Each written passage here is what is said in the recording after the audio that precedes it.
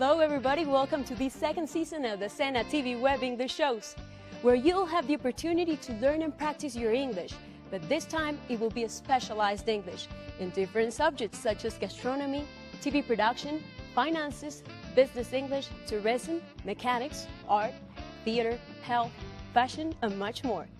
So you'll not just be learning English, but you'll also be learning about very interesting topics and situations you may encounter in your daily life, whenever you travel to an English-speaking country, or whether you need to work with foreigners coming from all over the world that without doubt will communicate with you through the universal language, English.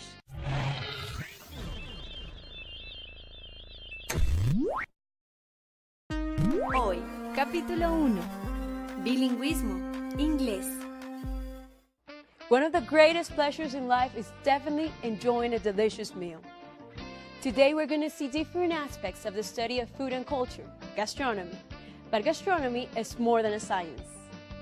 It is a multidisciplinary art that examines, studies, and offers food itself along with its historical and cultural context, presentation, freshness, ingredients, and exceptional recipes. Hi everybody, and welcome to our English tip for today. This lesson is part of the National Learning Service Sena Bilingual Programs, and it is made just for you. Today you'll learn about the verbs that you should know if you work in gastronomy. All of these expressions will help you find your way around the kitchen. For example, to beat significa batir. To blend significa combinar o mezclar algo. To slice es rebanar. To broil es asar a la parrilla. To chop significa cortar en trozos. To defrost significa descongelar. To dice es cortar en cubitos. To fry es freír. To glaze es glaciar. To grind significa moler. To melt significa derretir. To peel es pelar algo. To simmer significa hervir a fuego lento. To stew significa guisar o estofar. Stay tuned to TV Web Sena so you can learn more English. Bye everyone. Thank you so much, Philip. Do you think you can defrost me a chicken so we can have a delicious meal tonight? Pastry chef Miriam Cami has made her name famous due to her awesome and delicious desserts.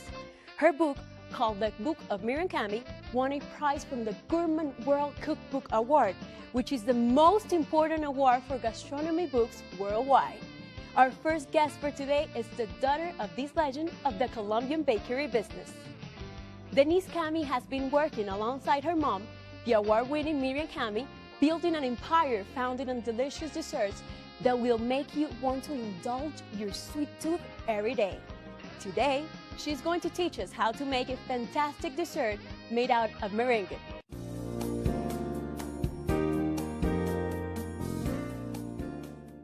The story of Miriam Cami began 30 years ago in our kitchen in a house in the calle 106. My mother started making desserts for her friends, and she would do the chocolate meringue. That was the first one.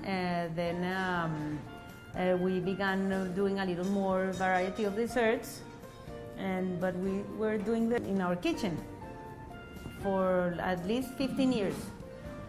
And then afterwards we moved to a small place, and then another one, and now here in the calle 81. If someone wants to be a good baker, first of all she has to like it and be all the time experiencing new recipes and trying flavors. No, always be on top of it. Enjoy it. Today we're gonna make little desserts made out of meringue, guanábana, and cream. So for maybe around 15 little desserts, we will need 3 egg whites, 1 cup of sugar, and some drops of lemon juice. We have to separate the eggs because we're just using the egg whites. It's very important that the egg whites come out clean without any piece of egg yolk inside, because if some yolk gets in, they won't reach their point. Beat the egg whites at full speed until they become frothy and a little whiter. Put in some drops of lemon juice, and then very slowly add the white sugar. beating continuously until you get a glossy mixture, white and glossy and stiff. Then with that mixture, you're gonna make the meringues. Now we're gonna pour the mixture inside a plastic bag or a decorator's bag, so we can make the rounds in an even shape and size.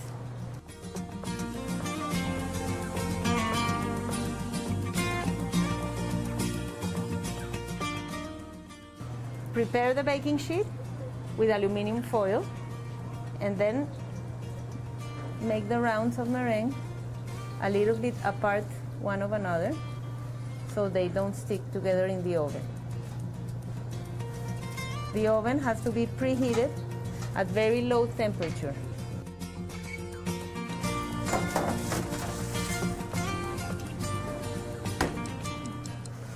The meringues are now cool enough. This time we're gonna fill our meringues with guanábana.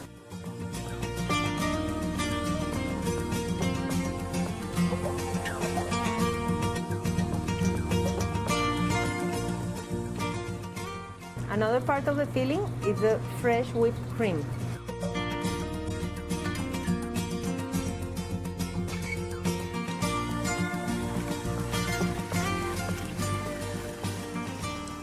This is how stiff the cream should be. In order to melt the chocolate, you have to break it in pieces first, so the process gets easier. Put the pieces in a pan, dry and clean, and put it over a water bath. The water bath is a bigger pan with a little bit of water, medium heat, so the chocolate doesn't burn.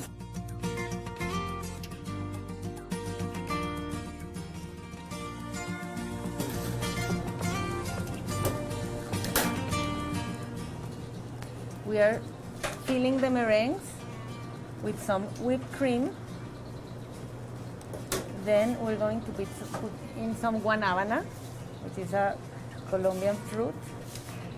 And then we repeat the process 3 times, so we make some meringue towers.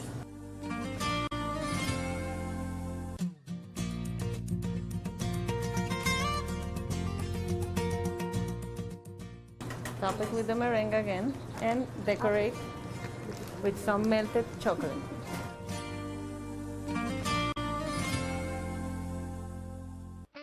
We'll be right back after the break with a professional chef from whom you'll learn not just how to cook one of the most popular Colombian dishes, but how to speak an excellent English, especially with everything related with gastronomy. Stay tuned.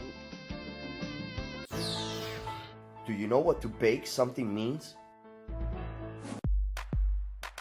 Seguimos con TV Web Educativa. Estás viendo Bilingüismo, Inglés. Capítulo 1. Do you know what to bake something means?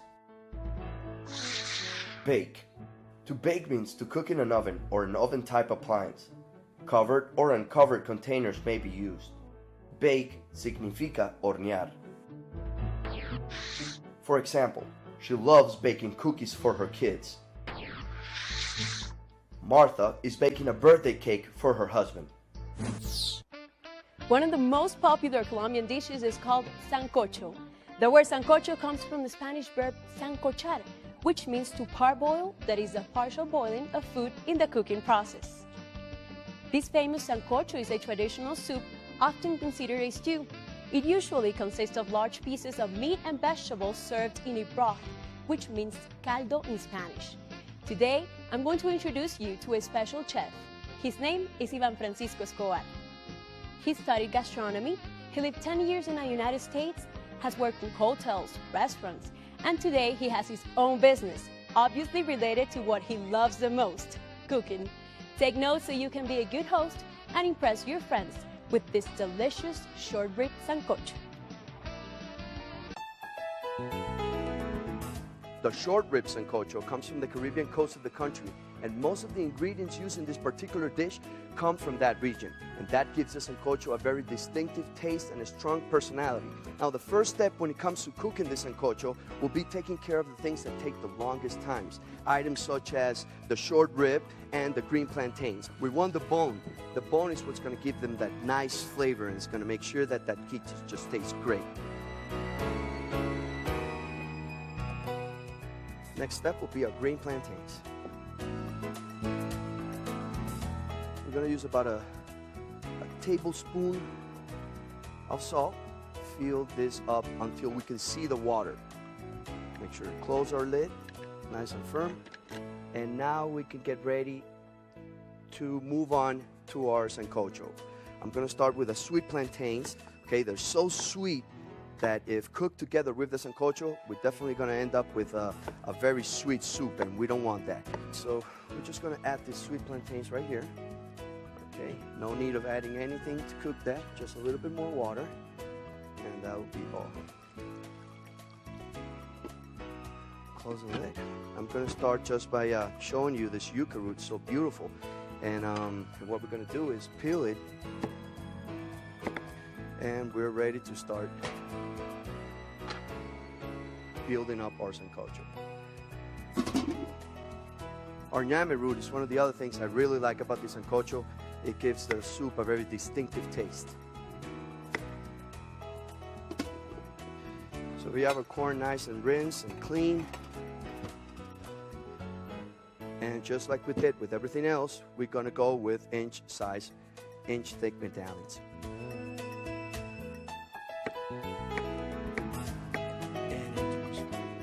We are going to use a little celery, but we're going to take it out. We're only going to use this as flavor aid. Same with our green onions. Just like that. And throw it in our sancocho. Finally, I'm going to use a little pumpkin. This is just coming up just great. So once we rinse our potatoes out and we make sure that they are nice and clean, these guys I'm just going to throw in there just like that, okay? There's no need of peeling these guys. We don't want to overfill this neither. We want to go right about the handles, okay? It's the exact amount of water. We're going to use a very special type of pepper, a scented pepper, but this does give a great flavor to our sancocho. We're going to use about 2 tablespoons of salt. Now we're going to add a couple of chicken broth cubes. They have immense amount of flavors, and it just gives that beautiful flavor of that chicken in our soup. If you don't stir it constantly, you're going to burn ingredients in the bottom of your pot. I just want you to see that the water is barely touching everything.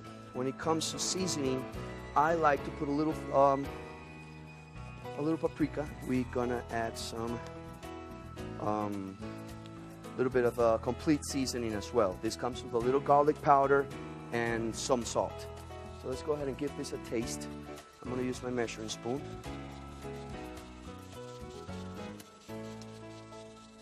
Fantastic. I'm going to use a whole garlic cloves. So that's that. Let's go ahead and cover our sancocho, full heat. We want this to be as high as possible. And I think that we are ready to go ahead and add our sweet plantains. And I'm going to get that water from them. I'm just going to strain the sweet plantains. And now, finally, we're just going to go ahead and add our short ribs. This sancocho is pretty much done, guys. This is just amazing. And now let's go ahead and plate this. When it comes to plating, you want to have the soup by itself, okay? And we want to have all the other vegetables, or as we call it, the vitualla, set right here to the left with some rice and some avocado.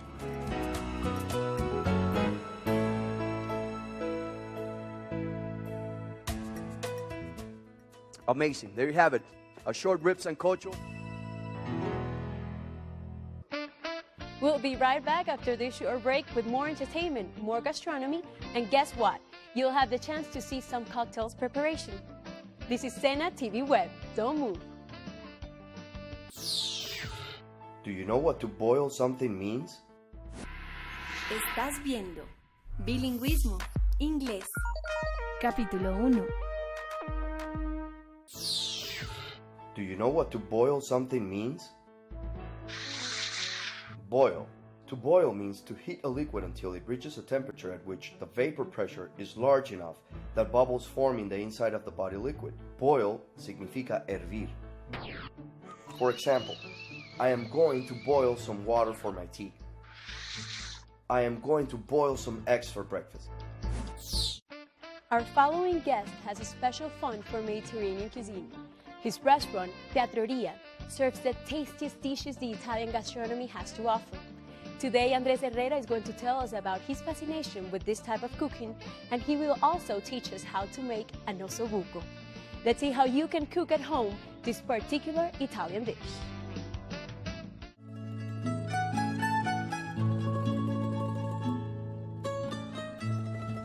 I decided to open up an Italian restaurant mainly because of the respect I have for the Italian food. And it's just not Italian, it's Italian Mediterranean. Well, in the Mediterranean, you'll find a lot of garlics, you'll find a lot of the olive oil, you'll find, due to that its proximity is with the ocean, you'll see a lot of the seafood. I think Mediterranean cuisine is popular mainly because of its very healthy food. It's very limited fats. It's just plain healthy. Today we're going to prepare a typical Italian dish. It's going to be an ossobuco. We'll be using our carrots, our onions, celery, garlic, thyme, and rosemary. So we'll also use a beef stock, red wine, and tomato sauce. The ossobuco is the shank of a veal. We use 380 grams of it. What we will first do is cover it with flour.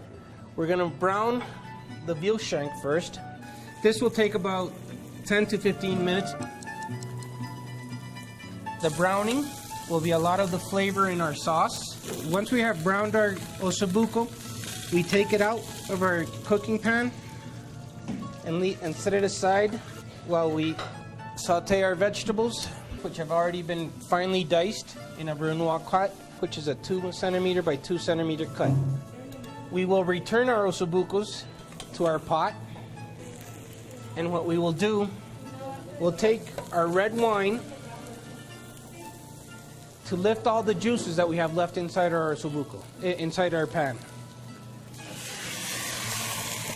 We're going to have very high heat, evaporating all the alcohol in it. Okay, once we've reduced our wine to about a third of what we had originally, we now add our beef stock. And we give that, we're going to use a little bit more. Cover it up about halfway. Lastly, we'll add our tomato sauce. Now we will add our bay leaves, the rosemary. Lastly, I use just a little bit of salt. Okay, once we're at a boiling point, it's very important to taste it. What we're looking for is make sure it's not very acidy, making sure it's not very salty. Now, what we're going to do, we'll reduce the heat and take the aluminum foil and cover it up. You want to make sure that you can keep all the vapors in there. You want all that liquid to just evaporate. This cooking technique is called braising. So here in our kitchen, we have a wood burning oven, which is going to be very different if you were at home. At home, you can make sure you have preheated your oven to about 325 degrees. This is a very long process, so it's going to be approximately 2.5 to 3 hours at a very low temperature. We're going to serve this dish with a little bit of pasta, and then we just use a little bit of scallions to give it a little bit of color, and there you have your ossobuco.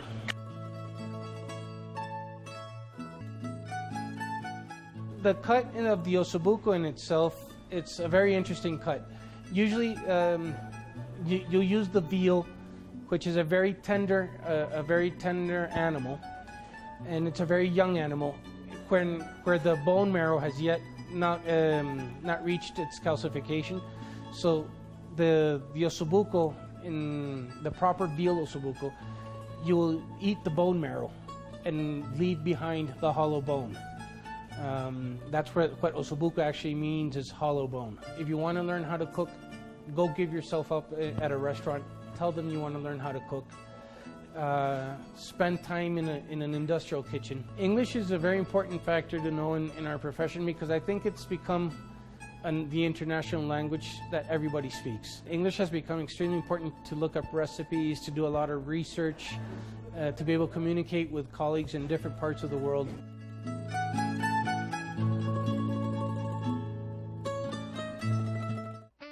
Our last guest is a food and beverages consultant. He's an expert in the creation, planning, and administration of exotic and exclusive bars and restaurants, leading with success one of the most renowned bars and restaurants in Cartagena and Bogotá. Roberto Carrascal is a professional mixologist, which means he's a skilled person in mixing liquors and fruits to produce exotic cocktails. Let's see what he has prepared for us.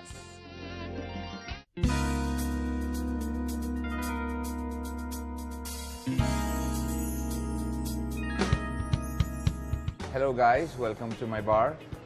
Today we're making a non-alcoholic summer drink and with a Colombian touch. So we're gonna make a lulo mojito. We're using lemon, peppermint, of course lulo, and some water.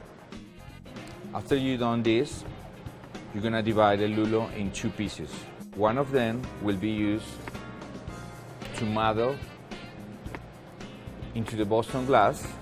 So let's add a couple of pieces of lemon and the lulo on the base. Let's add some castor sugar. 2 small spoons will be enough. After this, we're gonna muddle the drink. Now it's the turn for the peppermint. We're gonna take a few leaves, and again, we're gonna muddle. Now it's gonna get the proper mojito flavor with all this peppermint mix up. Very important to this mix that we're making on the Boston glass is to add some ice cubes. Let's add some water. Not very much because the ice is gonna melt anyway. And finally, we're going to shake.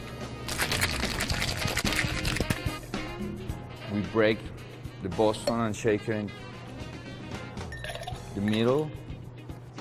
We put everything into the highball glass. Now, for decoration, always use one of the main ingredients.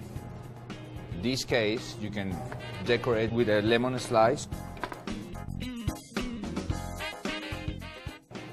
or you can use a peppermint leaves this way, or you can combine using the lulo.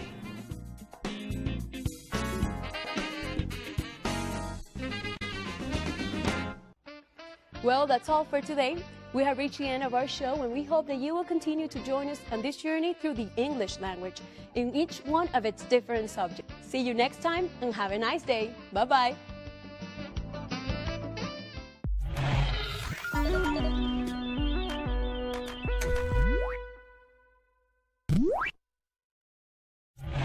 Acabas de ver Bilingüismo, Inglés. Capítulo 1.